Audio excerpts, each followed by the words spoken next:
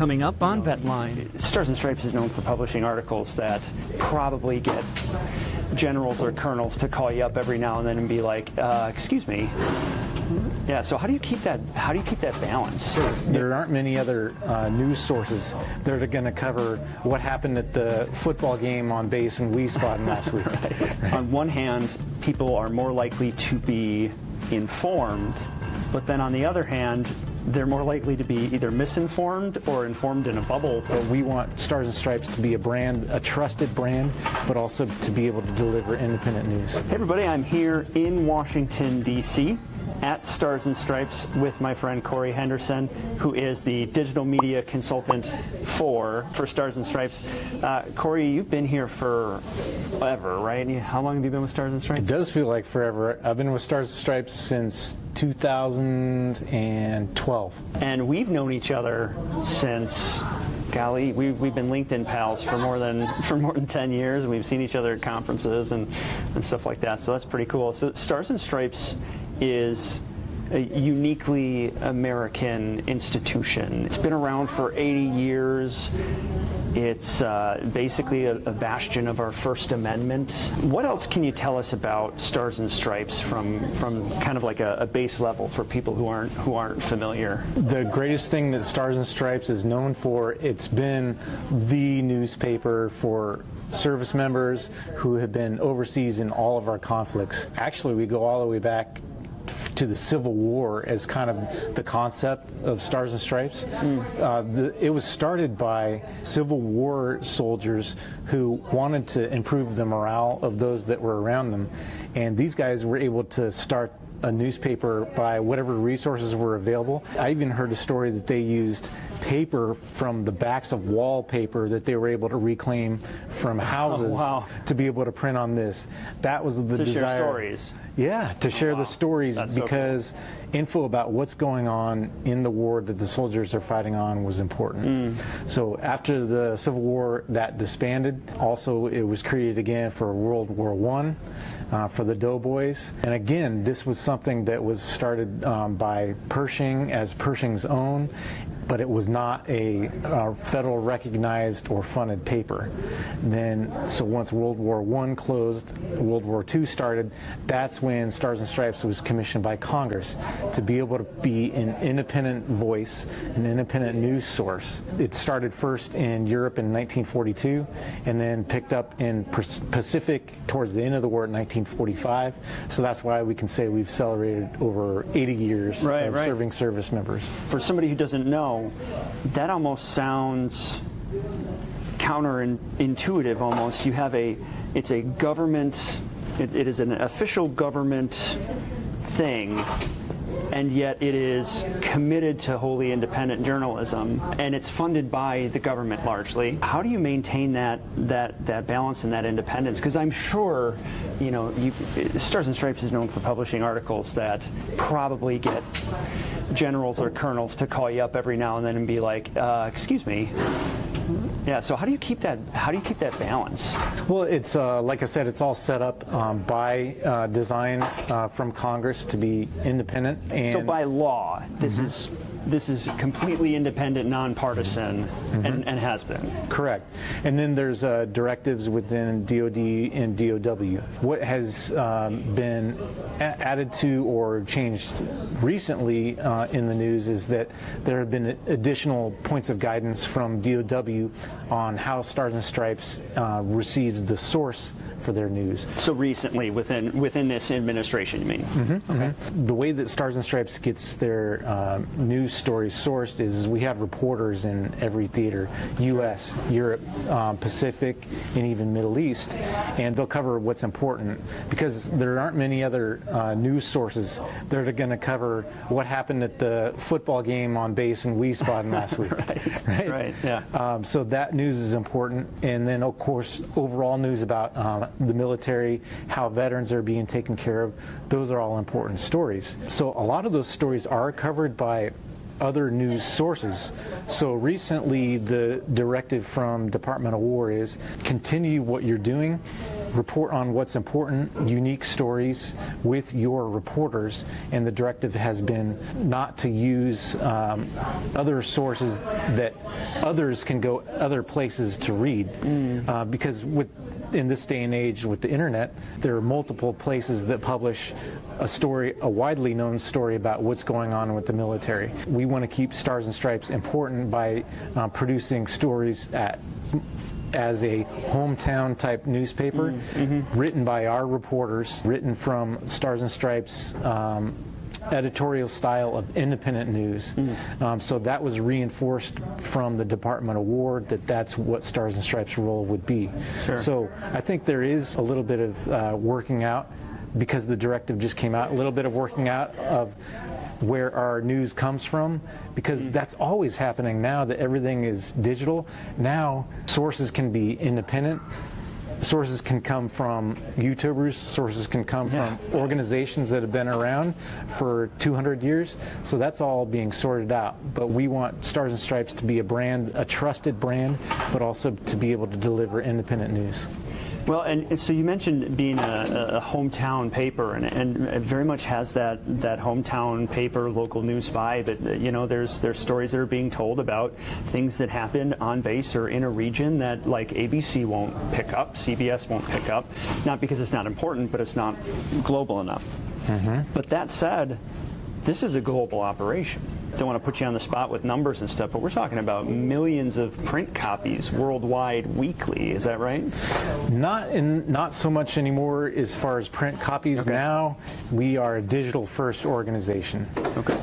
But we still print a daily edition to 40, 50,000 readers in Europe and Pacific Asia on a daily basis. A daily, okay. We have an office in Tokyo, Japan. We have an office in Germany.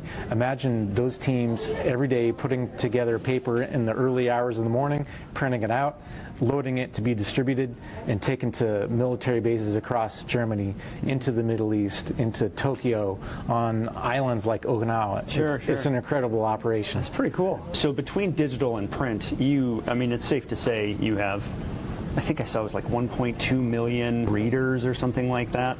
Yeah, when you're combining the digital on stripes.com, our newsletters, our newspapers that are distributed on a worldwide basis, our audience is about 1.67 million on a monthly basis. Most of that audience is in the United States, but a definitely strong audience overseas as well. Taking a quick 20-second break in the action to talk to you about our incredible sponsors, Tabak Law. Best in the business, the most reliable when it comes to VA disability claims and appeals. They personally helped me. I am a client, and I highly recommend that if you need some support with your VA disability claims, that you check them out. Brand new website at tabakattorneys.com. Back to it.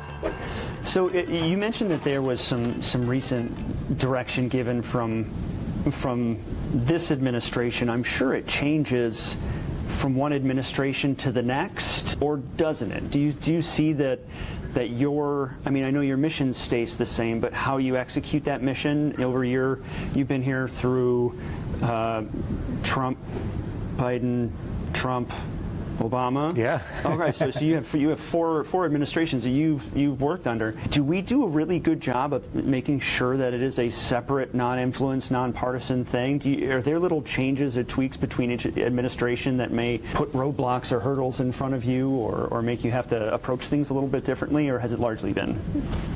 I think it's always been excellent support from Department of War or executive branch, because we do have great advocates that realize the importance of independent voice, of being able to tell family members about military as for the morale of our military. To answer your question as far as guidance that comes, we really haven't had many roadblocks or difficulties with any type of changes or guidance that's happening, and and I anticipate with the guidance that's happened recently, I think we'll be able to work that out to be able to continue the mission, because the core mission is what they want us there to support, the morale of the service member. And they've also provided some guidance on, here are some of the really important topics, and one of those is health and fitness. So we actually have been embracing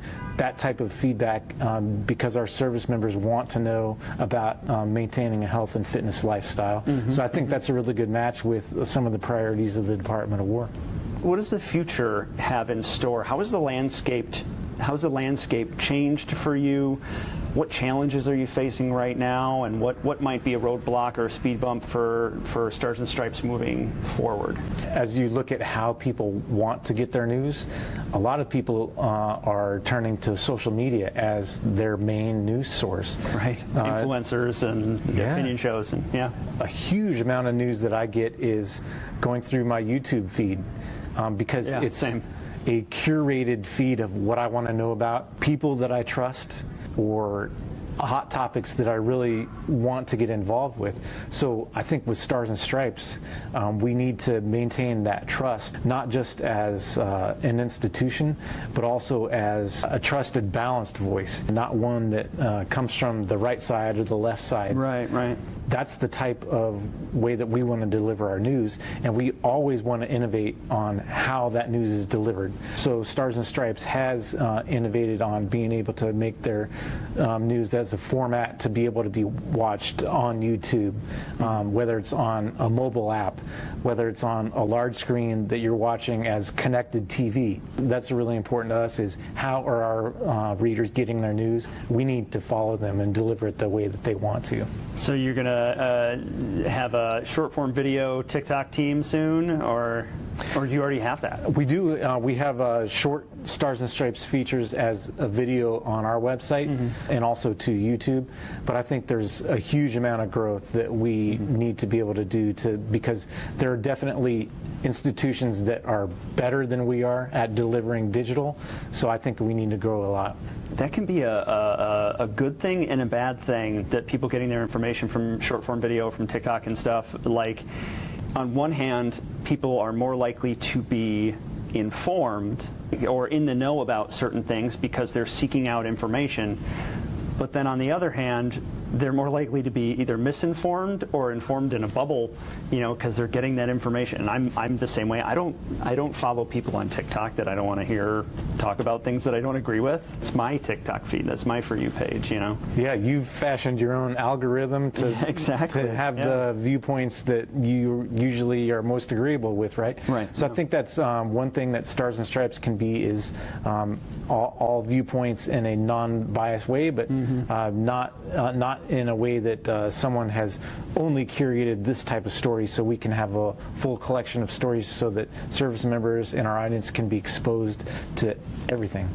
Well, I appreciate what you do, and I appreciate Stars and Stripes' mission. We have a government institution that is committed to independent journalism. Like, I couldn't think of a better representation of our First Amendment than that. I think that's why it's so exciting to celebrate America 250. That's what we're celebrating, right? Yeah, that's right. Yeah, freedom of the press, and then the military that keeps us free to be able to do those things. That's why I love working for Stars and Stripes, and especially to be able to celebrate with America 250. If you want to learn more about Stars and Stripes, there is a very cool documentary that you can find on YouTube called "The World's Most Dangerous Paper Route." Is that exactly? What it is? Yeah. Okay. Are you in that at all? No, I'm not in that. Okay. All right. Well, it's super cool, worth checking out, and yeah, we'll see you next time.